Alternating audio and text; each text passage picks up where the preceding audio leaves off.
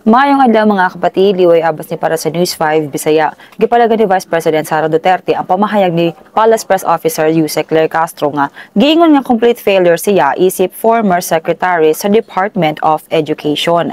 Matod pa ni VP Sara, wala siya napakit sa pagdumala sa ahensya kay mismo si President Bongbong Marcos ang naghangyo kaniya nga modawat og laing posisyon aron lamang mapugnan ang iyang pag-resign isip Education Secretary ni adtong 2024. Giinsistir pa sa Vice Presidente nga klaro nga gisaligan siya sa presidente hinungdan nga dili mahimong tawgon nga kapakyasan ng iyang serbisyo sa DepEd. Nahitabo kini human sa pagdeklarar sa palasyo nga kapakyasan ang pamuno ni Duterte sa DepEd human usab sa kritisismo nga iyang gisulti bahin sa sistema sa edukasyon sa Pilipinas. Apan sumala sa Vice Presidente, gipangayo pagyud ni President Marcos ang iyang tabang sa pag-andam sa kampanya sa administrasyon alang sa 2025 senatorial race. Giinsister pa niya nga klaro nga kontradiktoryo ang aksyon sa presidente ug ang pamahayag sa palasyo. Kini sa lamang ang atong update, magpadayon lang sa pagbantay sa social media pages sa News 5 para sa uban pa mga balita ug update.